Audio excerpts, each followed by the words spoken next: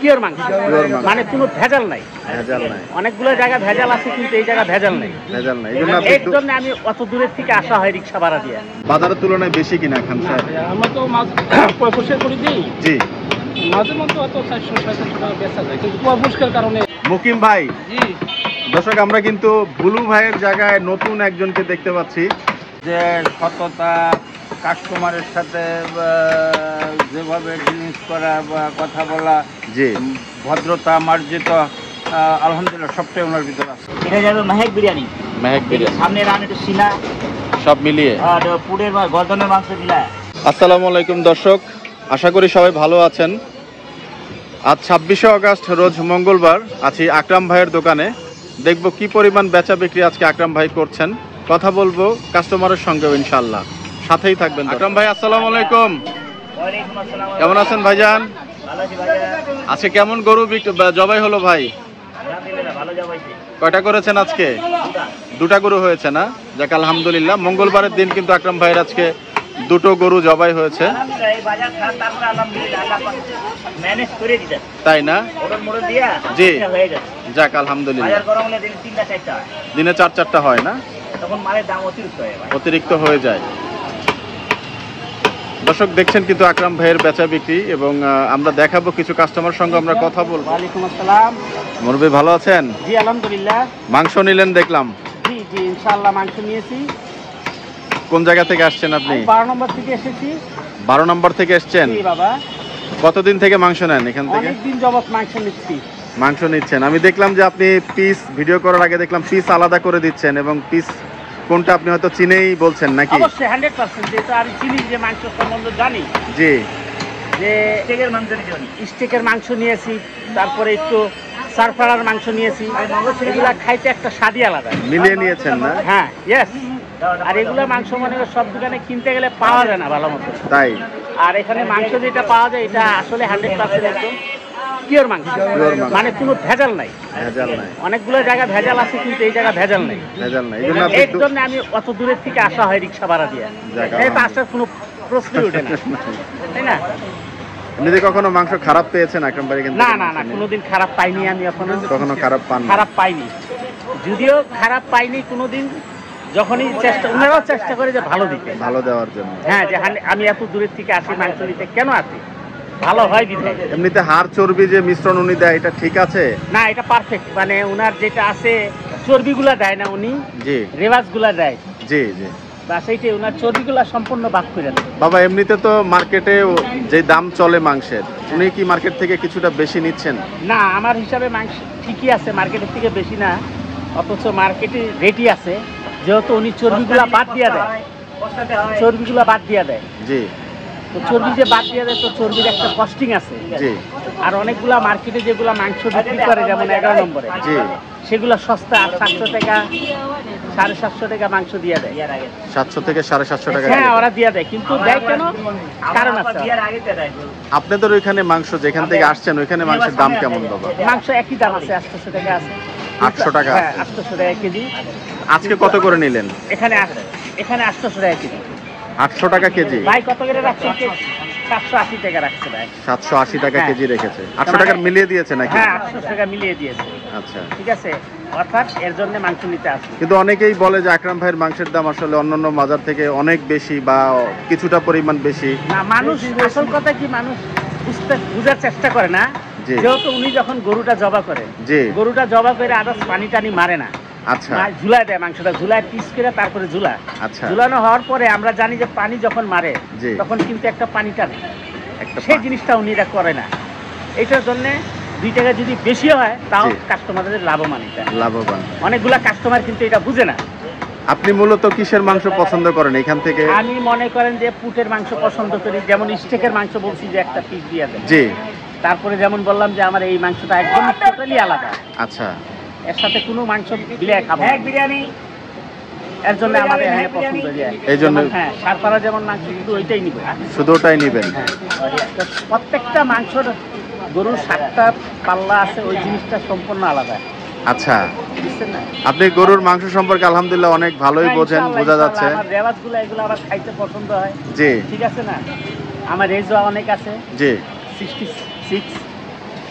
তাও মনে 66 এইজ। তাও আলহামদুলিল্লাহ আমি পছন্দ করি। আকরাম ভাইয়ের জন্য কোনো পরামর্শ আছে কিনা ব্যবসার উন্নতি? আল্লাহ আপনাকে হাতে রাখুক, সবসময় হাতে নিয়ে যান। ওনার পরামর্শ একটা জিনিস আছে যে উনি দোকানে পরিচালনা যেটা করে এটা ভালোই পরিচালনা করে। জি, উনি তো কোনো খারাপ পরিচালনা করে না, তা নাও থাকা পরে তারপরে পরিচালনা ভালো করে। কারিগরগুলো ভালো করে। হ্যাঁ ভালো করে। কেন করে? যে মানে এই আকরাম ভাইয়ের যেটা অ্যাটিটিউড আছে এটা বজায় রাখার জন্য, বজায় রাখা দরকার আর কি সব সময়ের জন্য। মুরব্বি আপনি সময় দিলেন, আপনাকে অসংখ্য ধন্যবাদ। দর্শক, কথা বলছিলাম একজন বয়োজ্যেষ্ঠ মানুষের সঙ্গে। উনি কিন্তু আকরাম ভাইয়ের মাংস নিচ্ছেন এবং অনেকদিন ধরেই নিচ্ছেন। কেন নিচ্ছেন সেই ব্যাখ্যা কিন্তু উনি দিলেন।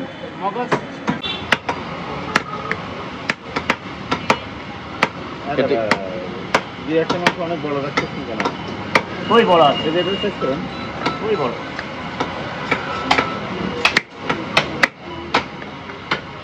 হয়ে গেল, এই 25 হয়ে গেল। সামনের রানের মাংস কাটলেন আকরাম ভাই? হ্যাঁ ভাই, সামনে রান। এটা যাবে মেহেক বিরিয়ানি। মেহেক বিরিয়ানি, সামনে রান, একটু সিনা সব মিলিয়ে পুরের বা গর্দনের মাংস মিলায় দিলে মজা লাগে। জি, আর সামনে রানটা মজা লাগে।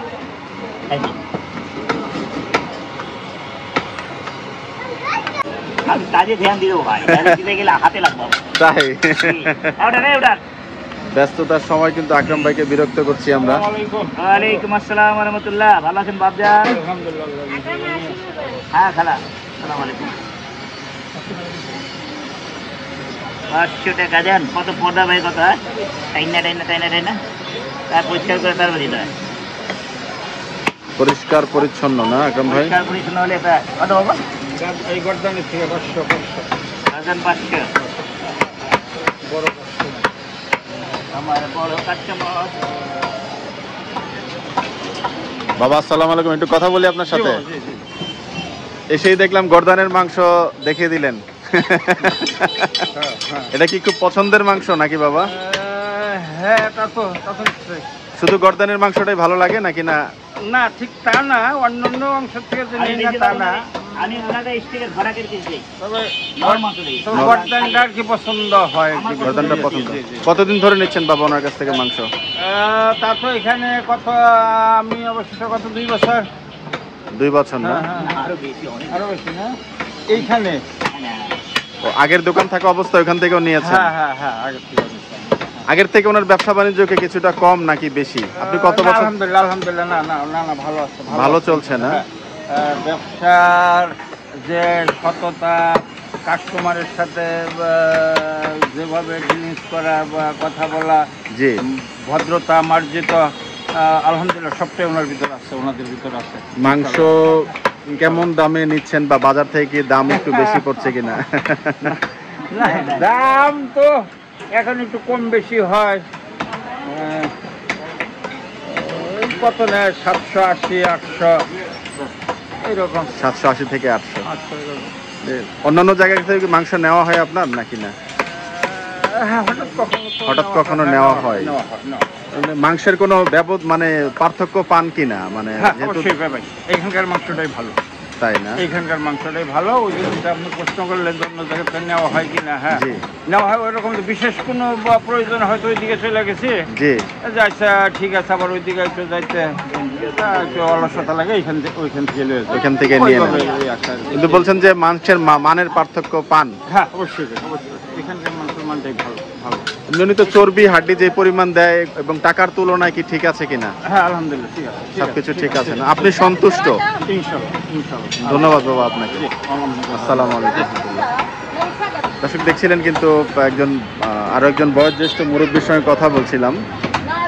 উনিও মাংস নিচ্ছেন এখান থেকে অনেক দিন ধরেই। খান সাহেব, মাথার মাংস আছে কত করে দিলেন? 500 টাকা ভাইয়া। 500 টাকা কেজি না?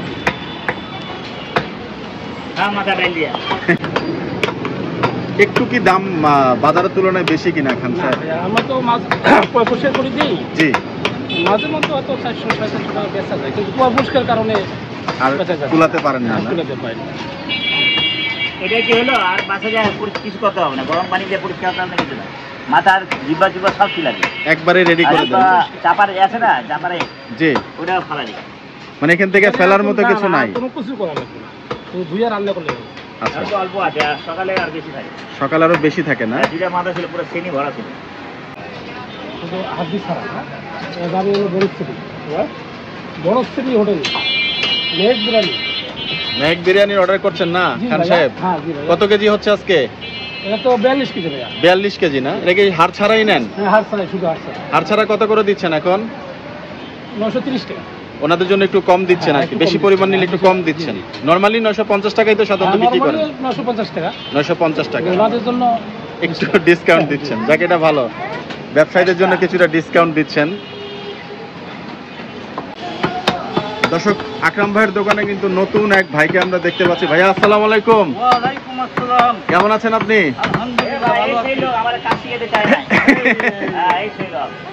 আপনার নাম কি ভাইয়া? মুকিম ভাই। দর্শক, আমরা কিন্তু বুলু ভাইয়ের জায়গায় নতুন একজনকে দেখতে পাচ্ছি। ভাই হচ্ছেন মুকিম ভাই। মুকিম ভাই, এই ব্যবসা কতদিন ধরে সংযুক্ত আছেন আপনি? কতদিন ধরে করছেন? 35 বছর হয়ে গেছে। মাশাআল্লাহ। আকরাম ভাইয়ের এখানে কি আগেও কাজ করেছেন নাকি এই প্রথম আসলেন? আগেও করেছেন? দুই একদিন করেছেন। এখন নিয়মিত করবেন মুকিম ভাই? আকরাম ভাই মানুষ হিসাবে কেমন? ভালো। ভালো। আপনার বড় ভাই? দেখ, নতুন একজন ভাইকে কিন্তু আমরা দেখলাম, মুকিম ভাই। মুকিম ভাই আশা করি আকরাম ভাই এখানে দীর্ঘদিন ধরে থাকবেন।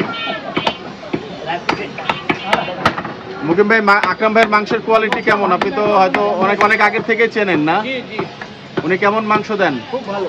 খুব ভালো না? এর আগে কোথায় কোথায় করেছেন ভাইয়া? আমি জি মোহাম্মদিয়া ছিলাম।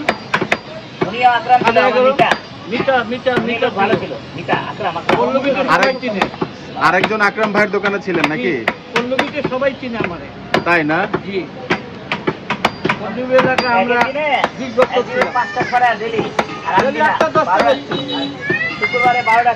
তাই? বাহ, মাশাআল্লাহ। সিনিয়র দুজন ছিল। জি। আর দুই দিন 12টা গরু বেজে গেল। বাহ, তাহলে তো আপনার জন্য অনেক ভালো হবে আশা করি আকরাম ভাই। একজন কর্মঠ লোক আপনার কাছে এসছেন, মুকিম ভাই। মুকিম ভাই, আপনার জন্য শুভকামনা থাকলো। না,